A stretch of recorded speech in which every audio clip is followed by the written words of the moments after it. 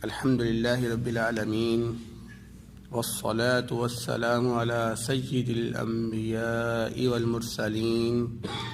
نبينا محمد وعلى آله وأصحابه أجمعين أما بعد أعوذ بالله السميع العليم من الشيطان الرجيم بسم الله الرحمن الرحيم إن الذين لا يرجون لقاءنا بے شک وہ لوگ جو ہمارے ساتھ ملاقات کی امید نہیں رکھتے ورضوا بالحیات الدنیا واطمأنوا بها اور وہ دنیا کی زندگی سے راضی ہو گئے ہیں اور اس پر مطمئن ہے والذین هم عن آیاتنا غافلون اور وہ لوگ جو ہماری آیات سے غافل ہیں۔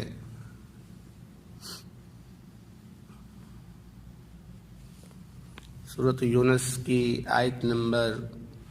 7 آپ کے سامنے تلاوت کی گئی ہے۔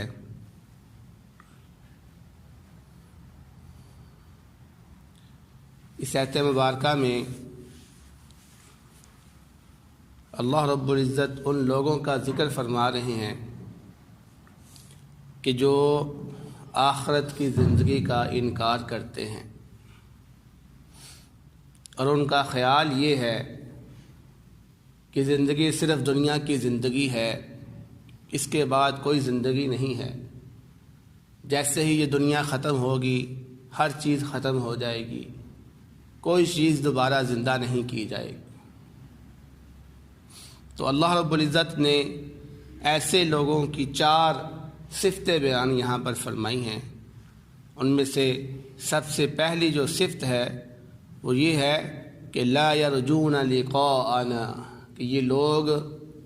ہماری ملاقات کی امید نہیں رکھتے،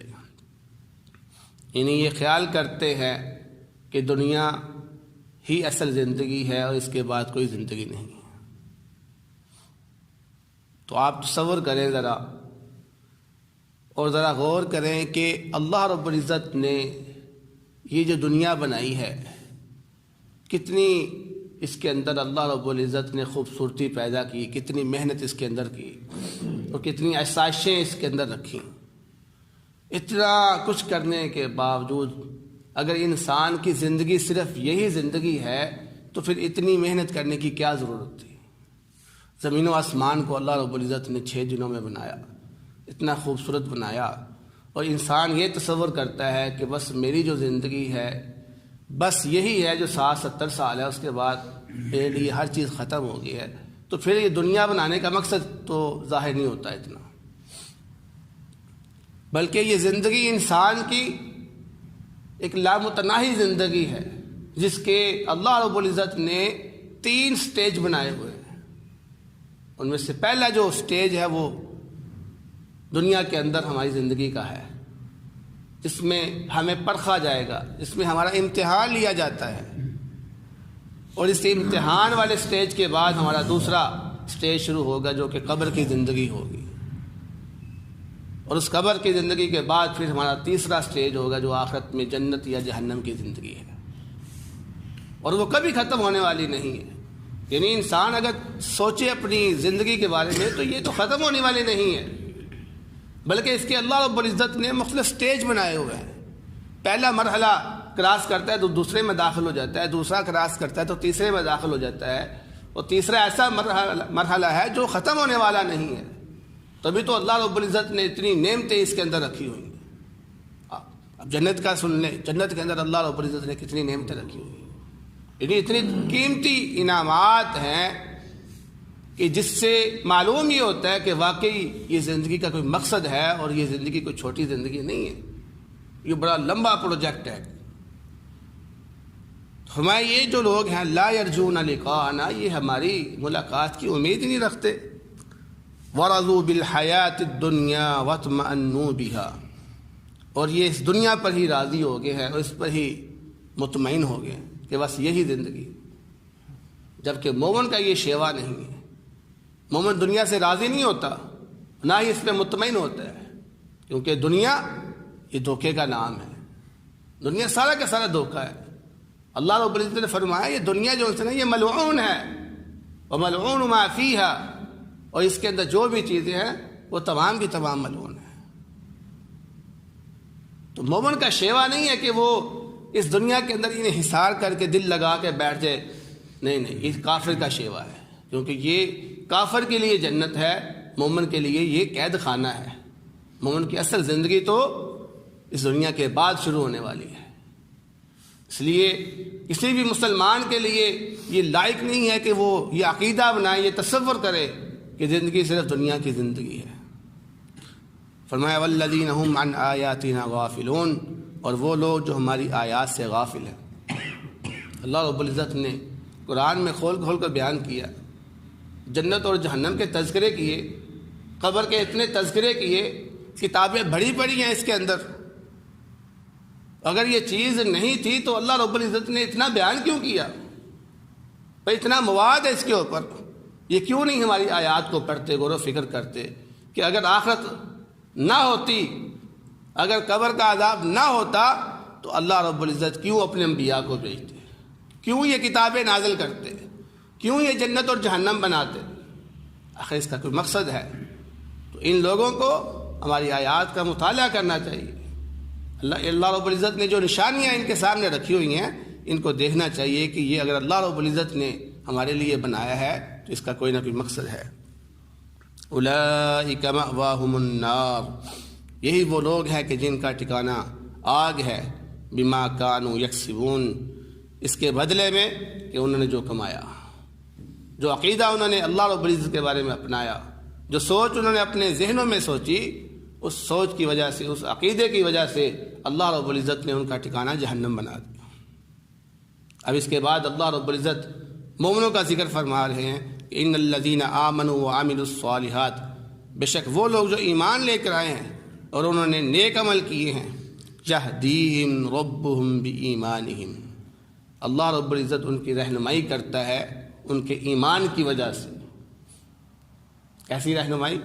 یعنی دنیا کے اندر اللہ رب العزت ہر کام میں اس کی رہنمائی فرماتا ہے، اس کو ہر برے کام سے بچاتا ہے اور ہر اچھے کام کی طرف لے کے جاتا ہے، ہر نقصان سے بچاتا ہے اور ہر فائدہ مند راستے کی طرف لے کے جاتا ہے۔ اور اس سے مراد آخرت بھی ہو سکتی ہے کہ آخرت کے اندر جب اللہ رب العزت پل صراط کو بچھائیں گے تو اللہ رب العزت مسلمانوں کی، مومنوں کی جو نیک عمل کرتے تھے ان کی رہنمائی کریں گے اور وہ آسانی سے پل کو کراس کر کے سیدھا جنت میں داخل ہو جائیں گے۔ فرمایا تجری من تحتہم الانہار، جس کے نیچے سے نہریں چلتی ہوں گی، فی جنات النعیم، ایسی جنت ہوگی جو نعمتوں والی ہوگی، اس کے اندر نعمتیں ہی نعمتیں ہیں۔ حضرت ابو ہریرہ رضی اللہ تعالیٰ عنہ بیان کرتے ہیں کہ اللہ رب العزت خود فرماتے ہیں کہ میں نے اس جنت کے اندر ایسی ایسی نعمتیں پیدا کی ہوئی ہیں کہ جو کسی انسان کی آنکھ نے دیکھی نہیں ہے، جو کسی انسان کے کان نے سنی نہیں ہے، یہاں تک کہ کسی بشر نے اپنے دل کے اندر اس کا خیال بھی تصور نہیں کیا ہوگا۔ ایسی نعمتیں اللہ رب العزت نے پیدا کی ہوئی ہیں جو انسان کو انعام کے طور پر نوازی جائیں گی۔ تو فرمایا دعواہم فیہا، اس جنت کے اندر وہ دعا کریں گے، ان کی یہ دعا ہوگی سبحانک اللہم، اے اللہ تو پاک ہے۔ یعنی جب وہ عجیب چیزیں دیکھیں گے، اتنی خوبصورت منظر دیکھیں گے تو ان کے منہ سے خود بخود یہ نکل آئے گا سبحان اللہ، اللہ تو پاک ہے، اللہ تو پاک ہے۔ تو یہ آپ خود بھی اندازہ لگا سکتے ہیں کہ جب انسان کسی چیز کی حسرت کر رہا ہو اور وہ چیز پھر اس کو اچانک مل جائے، اس کو دیکھ لے تو اس کی زبان سے خود بخود یہ الفاظ نکلتا ہے سبحان اللہ۔ یا جس کے بارے میں میں سوچتا تھا، جس کے بارے میں میں تصور کرتا تھا کہ شاید میں اس کو کبھی نہ دیکھ سکوں گا، آج میں نے اس کو دیکھ لیا، تو یقیناً اس کی زبان وہ بولتی ہے سبحان اللہ، اللہ تو پاک ہے، تو نے سب کچھ دکھا دیا، تو سب کچھ کر سکتا ہے، تو ہر عیب سے پاک ہے۔ تو فرمایا جنتیوں کی یہ دعا ہوگی، اس کے منہ پہ یہ الفاظ ہوں گے سبحانک اللہم، اور یہ دعا اس طرح ان کی زبانوں سے نکلے گی اس طرح ہمارا سانس نکلتا ہے، یعنی ہر لمحے جس طرح ہم سانس لیتے ہیں اس طرح سے ہر لمحے وہ اللہ رب العزت کی تسبیح بیان کرتے رہیں۔ اللہ اکبر۔ فرمایا وَتَحِيَّتُهُمْ فِيهَا سلام، اور پھر ان کی جو دعا ہوگی آپس میں وہ سلام ہوگا۔ مسلمان جنتی جب آپس میں ایک دوسرے کو ملیں گے تو وہ سلام کیا کریں گے، السلام علیکم رحمۃ اللہ، السلام علیکم رحمۃ اللہ۔ وہاں سلام کی آواز گونجے گی ہر طرف سے، کیونکہ ہر ایک مومن ایک دوسرے کو مل رہا ہے اور وہ سلام کر رہا ہو۔ فرمایا وآخر دعواہم ان الحمد للہ رب العالمین، اور ان کی جو آخری دعا ہوگی اس میں وہ یہ کہیں گے کہ الحمدللہ رب العالمین، تمام تعریفیں اس اللہ کے لیے ہیں جو تمام جہانوں کو پالنے والا ہے۔ تو سلام شروع میں بھی سلام اور آخرت میں اللہ رب العزت کی حمد بیان کریں گے، اللہ رب العزت کا شکر ادا کریں گے۔ اس طرح علماء نے کہا ہے کہ جب بھی تم کسی سے ملو سلام کرو، اور جب تم مجلس کو ختم کرو تو اللہ رب العزت کا شکر ادا کیا کرو، دعا پڑھ لیا کرو، جیسا کہ حدیث میں آتا ہے کہ مجلس کے کفارے کی دعا ہے سبحانک اللہم وبحمدک اشہد ان لا الہ الا انت استغفرک واتوب الیک۔ اس کے پڑھنے کا فائدہ یہ ہوتا ہے کہ انسان اس مجلس میں اگر کوئی ایسے جملے ادا کر چکا ہے جو اللہ رب العزت کو ناپسند ہے، جو درست نہیں تھے،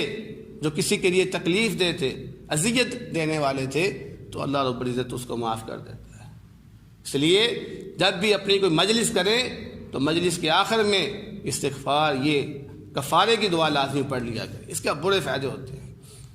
ہمارے جو استاد بھی ہم دیکھا کرتے تھے کہ جب بھی کوئی مجلس ختم ہوتی تھی، وہ طلباء کے ساتھ ہو، وہ علماء کے ساتھ ہو، وہ عام شخص کے ساتھ ہو، ہر مجلس کے آخر میں انہوں نے اپنی عادت بنا لی ہوئی تھی کہ وہ یہ دعا پڑھتے تھے۔